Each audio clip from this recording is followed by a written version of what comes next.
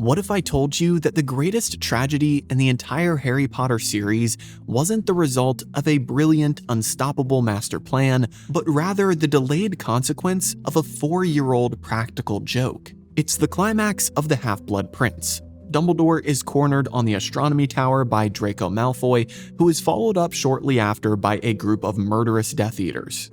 Hogwarts is the most heavily defended magical fortress in the entire world, protected by ancient enchantments and magical barriers. You cannot apparate, the Flu network is heavily monitored, and yet Draco somehow smuggled a literal hit squad right into the heart of the castle, entirely undetected. So how did he bypass every single defense?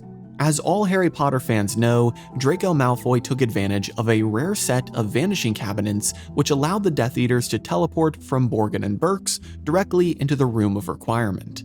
But what a lot of Harry Potter fans don't know, because the movies never took the time to explain it, is that these two pieces of magical furniture date back 4 years in the Harry Potter story, with a brilliant trail of foreshadowing that lead up to this critical break-in. Which is why in today's video, I'm diving into this fascinating pair of magical objects and uncovering for you exactly what they are, why they existed, and how a small plot point in the Chamber of Secrets actually triggered this chain of events that leads to Dumbledore's death. My name is Gibby, and welcome back to Fact or Fantasy Harry Potter, a channel where we explore the hidden lore and the deepest secrets of the wizarding world. Now, before we dive into things, I want to give a shout out to Jason, Joshua, Timothy, Robo Steve, Andy, Drix, Maha, and the rest of my incredible Patreon and YouTube members. You guys help keep this channel going, and I'm super thankful for all of your support every month. Now, with that being said, grab a butterbeer, get comfortable, and let's uncover the dark, hidden history of the Vanishing Cabinets. To understand how Draco pulled off the impossible, we first have to understand what a Vanishing Cabinet actually is, and more importantly, why they were created in the first place. If you look at the magical objects in the wizarding world, they usually serve a mundane purpose. Brooms are for travel, cauldrons are for potions, but Vanishing Cabinets are entirely different. They don't exist as single objects, they act as a paired set. When functioning correctly, they create a secret, unplottable, instantaneous wormhole between two fixed physical locations. You step into one, close the door, and immediately walk out of its sister cabinet miles or even countries away. But these weren't just luxury items for wizards who didn't want to commute. The lore behind them is incredibly dark. As Arthur Weasley explains in the books, Vanishing Cabinets became highly popular and incredibly expensive during the First Wizarding War, back when Voldemort was at the absolute height of his power. Think about the sheer terror of that era. Voldemort's followers weren't just fighting battles in the streets, they were launching coordinated domestic terrorist attacks. You never knew who to trust. At any moment, the Death Eaters could show up at your front door to murder you and your entire family. In a panic situation, standard magical escape routes were flawed. You couldn't use the Flu network because the Ministry monitored all fireplaces, and the Death Eaters had infiltrated the Ministry. You couldn't simply apparate away because dark wizards frequently cast anti-disapparition jinxes around target houses to trap their victims inside. Plus, if you had children or people who couldn't apparate, you couldn't just leave them behind. Inside-along apparition was very difficult and often resulted in splinching. Also, just as a side point, we need to mention how apparating was extremely difficult, dangerous, and required a license to perform. We read the story and just assume that every wizard could, but the reality is that a lot of wizards did not apparate due to the potential risks, or because they just weren't good enough at it. Similar to driving in our world, it is something you have to test for and train for. However, a small mistake while apparating could leave you split in half, while a small mistake driving could just mean a dent in your bumper. Regardless, this is where the Vanishing Cabinet came in. They were the ultimate magical panic rooms. If you heard the dark mark being cast near your home or the sound of the front door being blasted off its hinges, you didn't need a wand. You didn't need to cast a spell. You just grabbed your children, stepped into the ornate wooden cabinet in your sitting room, closed the door, and vanished to a safe house. They were a desperate, expensive lifeline in a world drowning in fear. And it is one of these very lifelines left over from the First War that eventually found its way into the dusty, dark magic corners of Nocturne Alley. But how did this dark artifact become the weapon that brought down Hogwarts? To answer that, we have to follow a trail of breadcrumbs that begins 4 years before Dumbledore's death. We have to go back to 1992, during the events of the Chamber of Secrets. Our first breadcrumb is dropped in Book 2, Chapter 4. Harry Potter, attempting to use flue powder for the very first time to travel to Diagon Alley, chokes on some ash, misspeaks, and ends up shooting out of the wrong fireplace. He lands himself in Borgin & Burke's, the most notorious dark arts shop in Knockturn Alley. Before he can leave, he hears people approaching. Of course, these people are none other than Draco Malfoy and his father, Lucius. To hide from them, Harry desperately looks around the shop and climbs into a large, imposing black cabinet. Now, keep in mind, I'm talking about the true lore here, not the movie version of things, because if you know this scene in the movie, you know that Harry climbs into a sarcophagus, not a cabinet. But at this point, the movies wouldn't have known or cared about the connection to the Half-Blood Prince story, as it wasn't really written out fully at that point. In order to fully understand this, we have to pay very close attention to J.K. Rowling's exact words in this chapter. Harry climbs in, but he purposely does not close the door completely. He leaves a small crack so that he can look out and listen to the Malfoys' conversation. This is an incredibly crucial detail. The magic of a Vanishing Cabinet is activated by sealing the door. If Harry had clicked that door completely shut to hide himself better, he wouldn't have just been hiding in the dark. He would have been instantly transported through space and time right into the halls of Hogwarts Castle.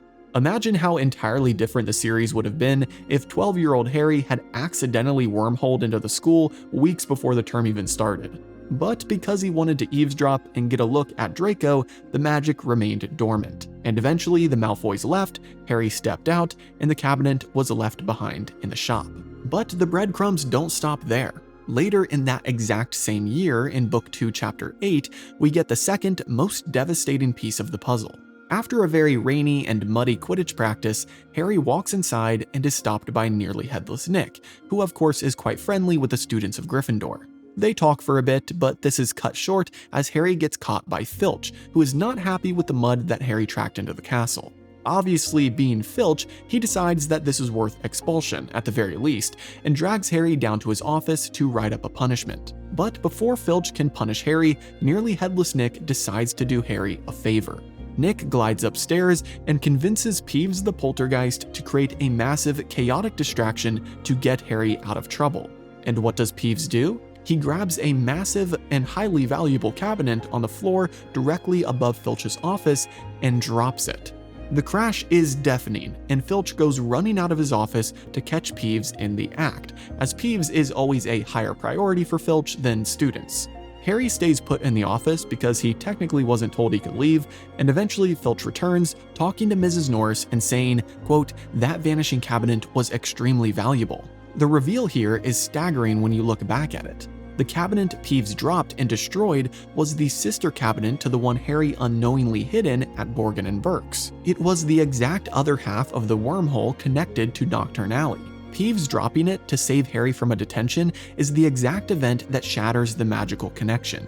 It breaks the bridge, and because it's broken, it gets shoved into a corner on the first floor, sitting useless and ignored. For the next 3 years, the broken cabinet gathers dust. But then we reach the Order of the Phoenix. And just like that whole part about Filch and Peeves, this entire upcoming sequence was also completely removed from the films.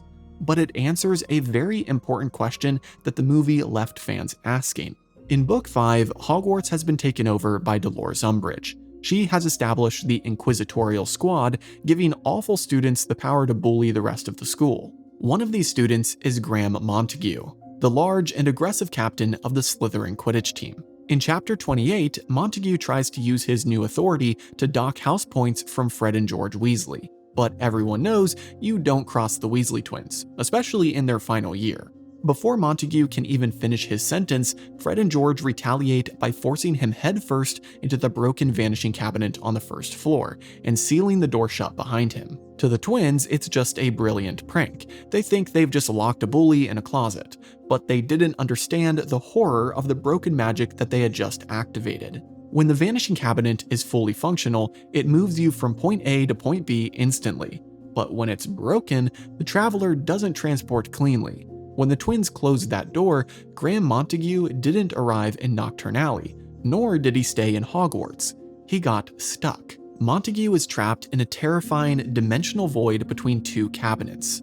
For weeks, he existed in a sensory limbo. It is one of the most horrifying concepts in the entire series. He is suspended in a dark, formless nowhere. Sometimes the magic would drift toward Hogwarts, and he could hear the faint sounds of students walking in the corridors, but he couldn't call out to them.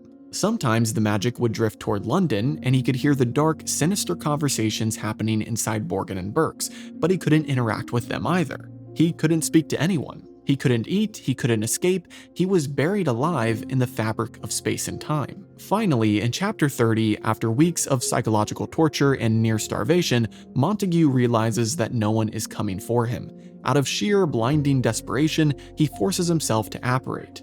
Now, apparating without a wand, without a clear destination, and from the inside of a magically broken dimensional void is basically a death warrant. The fact that he survived is a miracle. He nearly dies from splinching and is eventually found jammed inside of a toilet on the 4th floor of Hogwarts, completely out of his mind and near death. It's a prank so horrible that Hermione even has sympathy for this cruel Slytherin. Montague's horrifying ordeal brings us right to the doorstep of the Half-Blood Prince. Montague spends weeks in the hospital wing, trying to recover his mind from the limbo state. And who does he tell the details about where he's been for the last few weeks?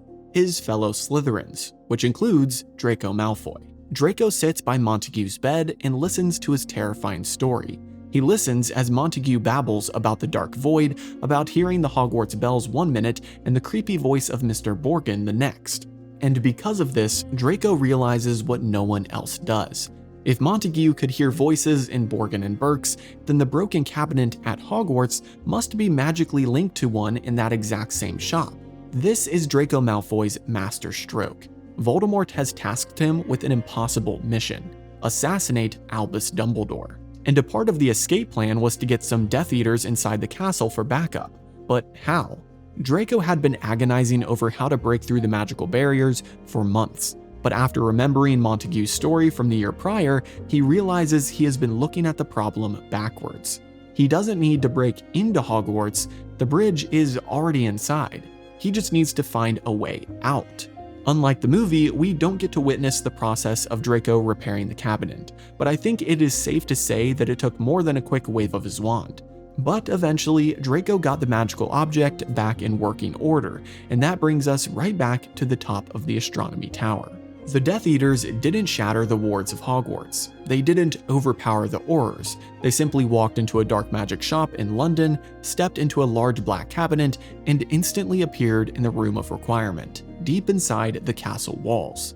When you trace the history back to its origins, the narrative brilliance of this plotline is staggering. The payoff is incredible.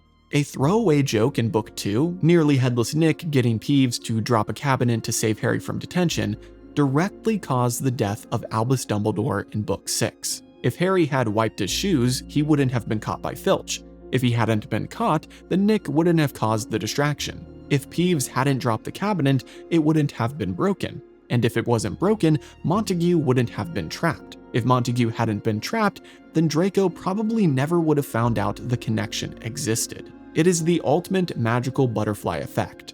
The Vanishing Cabinet proves that in this world, nothing is truly forgotten, and every action, no matter how small, has a consequence that can shape the fate of the entire world. So what do you think? Did you catch all of these foreshadowing moments that J.K. Rowling left regarding the Vanishing Cabinet when you first read the series? Or did the reveal in the Half-Blood Prince completely blindside you? Let me know in the comments below. If you enjoyed this deep dive and want to explore more hidden lore, be sure to hit that like button and subscribe to the channel. Have a great week, and I'll see you in the next video.